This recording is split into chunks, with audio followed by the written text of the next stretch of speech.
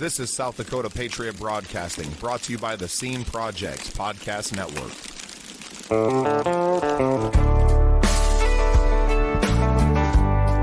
Welcome into South Dakota Patriot Broadcasting. I am your host, Bubba Starts, and with me today is first-term representative from District 9 here in South Dakota, Tesa Schwans. Welcome to the show. Thank you so very much for having me on today. I really appreciate it, especially so close to Christmas. I hope everyone's getting ready for the holiday season and feeling festive. Yes, indeed. We were just sharing off camera here that my wife and I just got back from Minneapolis and had a great, wonderful holiday trip before the snow starts flying. And it's nice to spend this time with our families, right? That's what this season is all about. Absolutely. And the season is, definitely something that as a politician, it kind of brings out the best in people as well. And it kind of gives you an insight of what We the People movement is really all about. And that's about family and your faith. Yeah. And it's so funny to kind of juxtapose that with maybe the worst of politicians in October and November. Right. Oh, well, Tesa, before we get too far into the interview, I want to give you an opportunity to just kind of introduce yourself to our listeners and to the world at large, and tell us a little bit about what you're all about. Sure. My name is Tesa Schwans. I am born and raised in South Dakota. So I have the roots that go all the way back to my family, when they came here. They were farmers and ranchers. And so I was a daughter of a farmer and a rancher. My mother was a homemaker, and she raised 9 of us kids. So I'm the last of 9. The family farm that we grew up on, it was way up north in the northern part of South Dakota in a small town between McLaughlin and McIntosh, South Dakota. We had cattle, we had farmland. My dad was a custom combiner, and so he did all realms of agriculture. And so we grew up really working hard for what we wanted. My brother once said that we grew up with everything we needed, but nothing we wanted. And what that did is that instilled a drive in all of us to really push ourselves to do more and to be better and to push ourselves for the things that we want for ourselves and our family. So from there, my father and my mom, they decided to buy a home in Spearfish. So I actually graduated from Spearfish High School in 1988. And from there, after graduation, I went out to Boston for about a year, took a gap year. That's what they call it now. Back then, there really wasn't a gap year. I just was not ready for college. And so I just took a little time, and I was a nanny out in Boston for about a year, and then came back and I went to Black Hills State University. And from there, I decided I wanted to pursue my degree in doing hair. And so I went to Black Hills Beauty College out in Rapid City, and I graduated from beauty school. And I've really been doing hair since. And I've been doing a lot of different aspects of the industry, from being a educator. I was an educator for Matrix Essentials and Logix International, which was a division of L'Oreal Professional, and I worked for them for 18 years on a part-time base, and then I was still in the salon. So I've worked usually 2 jobs, mostly pretty much my whole life. So I'm not afraid to work, and I'm not afraid to get out there and do what it takes to do the right things. So I now live in Sioux Falls. And so I am with my husband. We've been together for 24 years. We have 3 kids. We're a blended family. So I have 1 and he has 2, and we're a blended family. And we just, really enjoy each other. We have 8 grandkids, 1 grandbaby on the way coming in February. And, we have a very busy little schedule. And so we try to do as much as we can with our grandkids and as much as we can with our children, and still keep the balance in our life as much as possible. So that's kind of my life a little bit in a nutshell. I decided to run for politics, knowing I'm not a politician. I am a regular person. I'm a citizen of South Dakota that just wants to do the right thing. And I think when you look at the state of our country, in the last couple of years, I think a lot of people, a lot of citizens have felt disenfranchised. They felt silenced. They felt as if their voice was being unheard. And what really compelled me was the ability to have a thumb on the pulse of the community and talking to my clients every day and listening to people and really hearing that they were feeling upset. They were sad and they really didn't know what to do. And so when the opportunity kind of presented itself to me, I was very hesitant at first because I'm like, what do I have to offer? I'm a hairdresser. I don't know if what I have to offer is going to be enough to be in politics. And with my faith kind of took me on the road to, do what was going to be guided and by the very faith and fundamentals of what it is that I grow up with. So I let God do the rest, So I always called it my Seabiscuit campaign because I kind of came from behind and did a lot of work and did a lot of grit in order to get myself through the primary in order to get into the general. So I feel very fortunate and I feel very blessed by the people from District 9 to have their faith put in me so that I can be a representative of their voice in legislation coming up in January. Now, you say that you don't know anything about politics, but you've worked in health and beauty for 30 some years. I don't know if there's any profession that could better prepare you for dealing right. with people. Well, it's all politics. And that's what we kind of forget, I think, as citizens, is we think that it's, there's politicians and then there's regular people. Well, actually, the way it should be is that the people that are in politics should be regular people. And for you, your job, your career is in the community. You connect with people every single day of your life. You are connecting with multiple people, which probably explains why the voters came out and supported you the way that they did, because they knew you. They knew you. And obviously just in I asked you one question and you gave me your whole life story in 5 minutes, right? So you're comfortable sharing yourself, your experiences. That's what we want. That's what people want out of life. That's what people want, I think, out of their political, their political representatives now. And I think that even if you don't agree with everything that Trump is or that he stands for, the fact that he came out and was just real and wasn't trying to lie and BS you all the way through the election, I think that's what people gravitated for. And that's why you saw the massive swelling, in the popular vote and in everything, because people are just sick of the BS. Stop trying to lie to me. All the information is out there. We can learn everything. Like, you can't trick us anymore. And everything that you've tried to do hasn't worked. And now, $1 billion campaign and then some, right, couldn't sway the minds of everyday American citizens. And that's the first time in the history of the world that that's happened, right? These populist movements like we're swimming in right now. And that's the impetus for starting our South Dakota Patriot Broadcasting Network, is that the work isn't done. Just because this person or that person is elected, that's just the start. We're just in the beginning of this swelling that we want to, affect the whole system.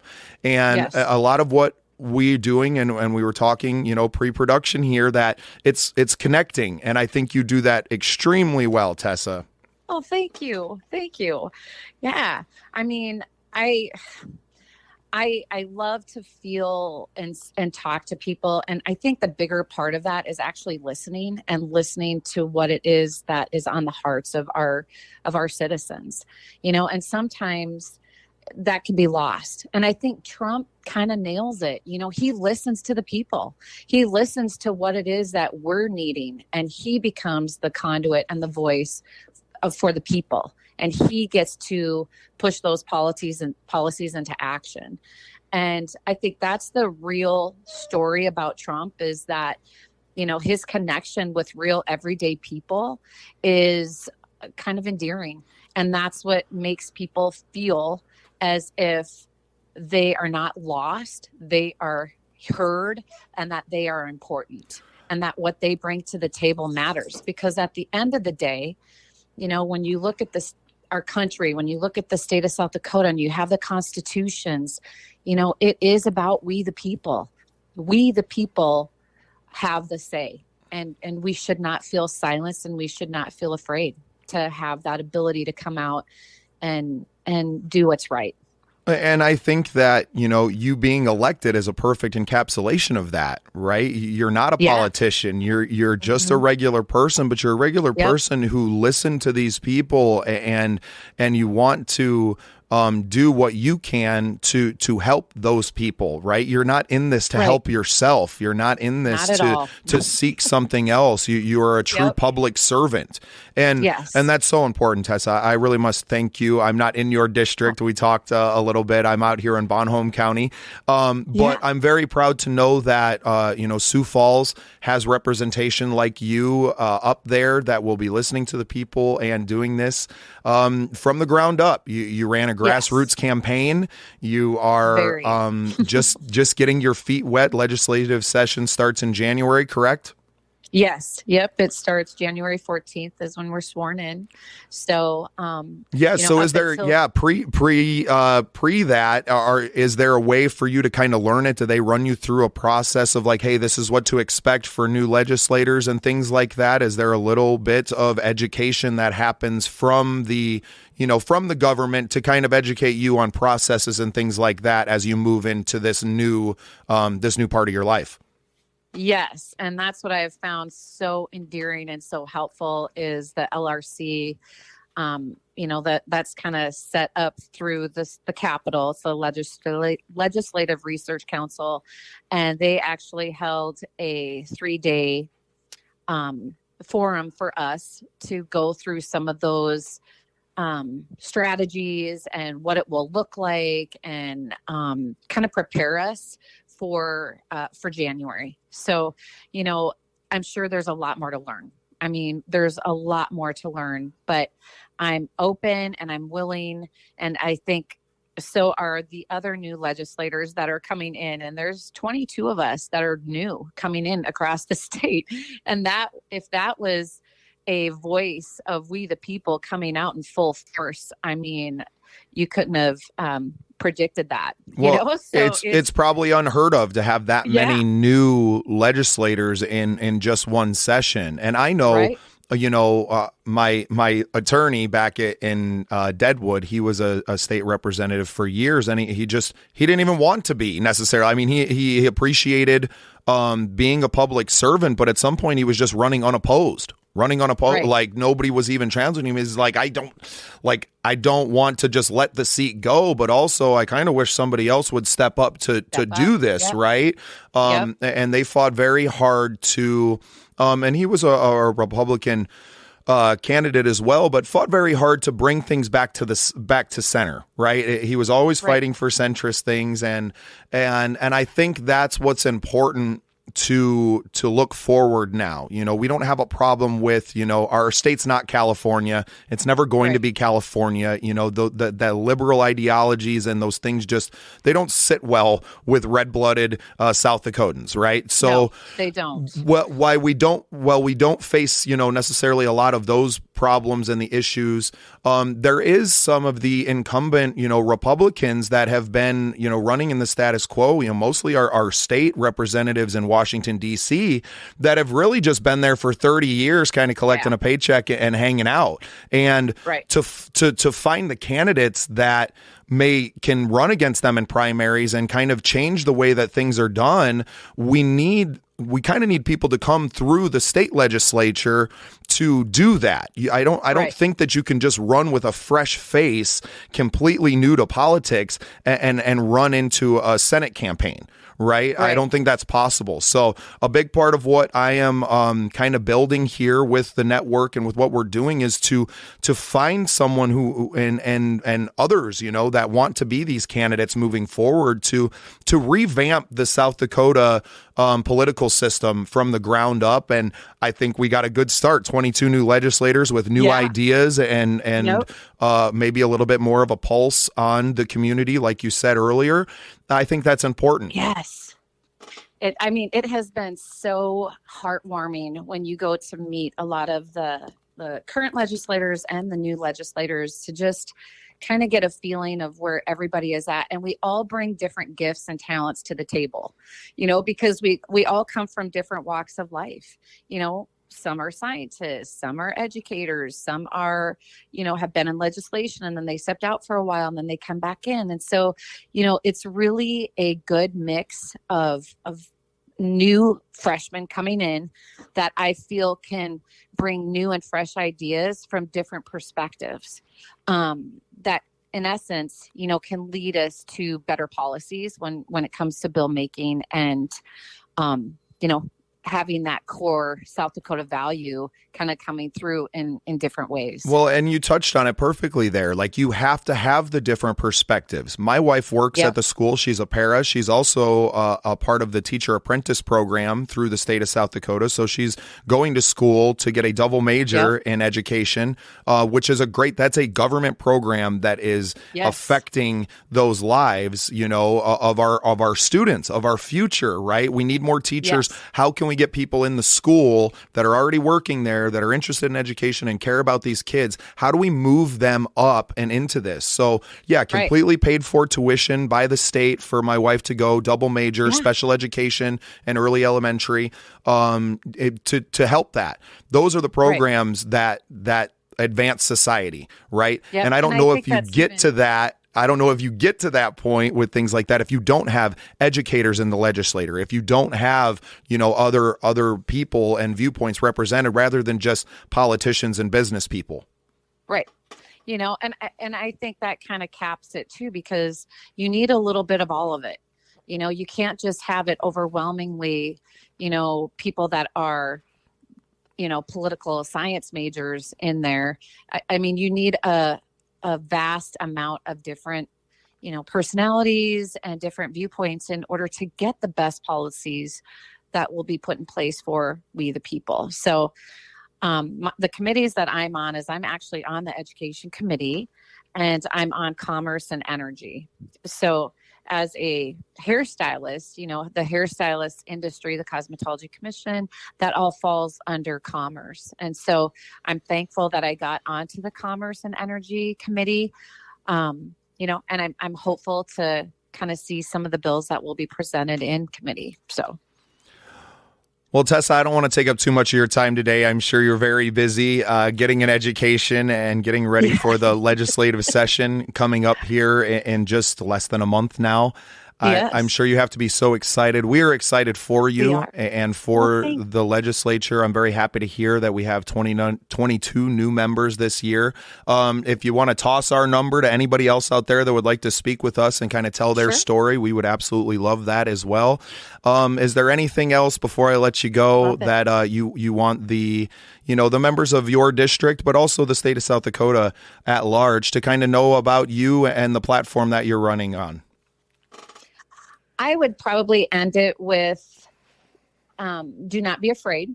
Do not be afraid as a South Dakotan to get a hold of your legislators within your district and to have those conversations with them. For the most part, we're busy, but we want to hear from you. And we want to do the best job that we can for you, the people, and keep South Dakota in the place that it is right now, but keep South Dakota strong with its connections with we the people. So I would just leave it at that and, wish everybody a very happy, holiday season and a Merry Christmas. And let's make 2025 and moving forward the best that we possibly can do. That is first-term Representative Tesa Schwans from District 9. Thank you so much for being with me. You bet. Thank you so much. Have a great day. Thank you for tuning in to South Dakota Patriot Broadcasting. You can get more content and news at sdpatriotbroadcasting.com.